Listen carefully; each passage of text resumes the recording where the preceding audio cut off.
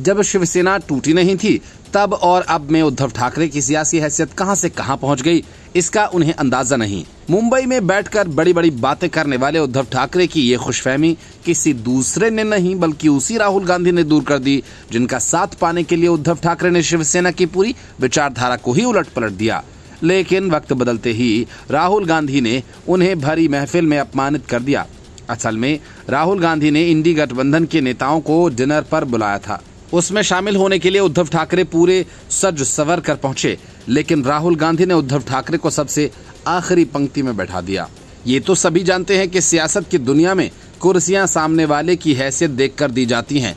यही वजह है कि उद्धव ठाकरे के हिस्से आखिरी पंक्ति की कुर्सी आई, और यही वजह है कि हाल ही में राहुल गांधी द्वारा आयोजित डिनर मीटिंग में उद्धव ठाकरे के पिछली पंक्ति में बैठक के दौरान उद्धव ठाकरे, उनके बेटे आदित्य ठाकरे और राज्यसभा सांसद संजय राउत को अंतिम पंक्ति में बैठे देखकर महाराष्ट्र के मुख्यमंत्री देवेंद्र फडणवीस ने तंज कसते हुए कहा कि जब शिवसेना एकीकृत एनडीए का हिस्सा थी तब उद्धव हमेशा पहली पंक्ति में बैठते थे।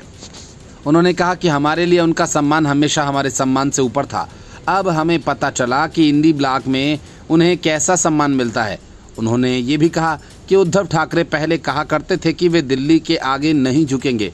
फडणवीस ने तंज कसते हुए कहा कि देखिए आज हालात कैसे हो गए हैं, जबकि वे सत्ता में भी नहीं हैं।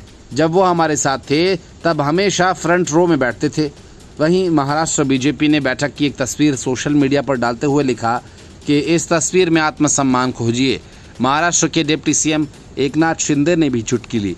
उन्होंने कहा कि जिन्होंने आत्मसम्मान गिरवी रखकर बाल ठाकरे की विचारधारा छोड़ी, उन्हें इस अपमान से फर्क नहीं पड़ेगा। कांग्रेस ने उन्हें उनकी औकात दिखा दी। राज्यसभा सांसद संजय राउत ने बीजेपी के आरोपों को खारिज करते हुए कहा कि हम पहली पंक्ति में बैठे थे, लेकिन टीवी स्क्रीन पास होने से आंखों में तकलीफ हो रही थी, इसलिए पीछे चले गए।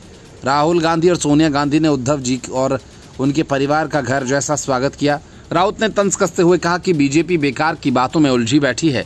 कौन कहां बैठा था, असल मुद्दा ये है कि बीजेपी की वोट चोरी पर प्रेजेंटेशन चल रहा था। आदित्य ठाकरे ने भी शिंदे और बीजेपी पर हमला करते हुए कहा कि कुछ लोग फ्रंट रो में बैठने के लिए धक्का मुक्की करते हैं। मीटिंग का माहौल पारिवारिक था, हम जहां चाहें बैठ सकते हैं। उन्हें इस बात से चिढ़ है कि चुनाव आयोग उनके दफ्तर से चलता है, जिसे राहुल गांधी ने उजागर किया। Bureau report, news of India.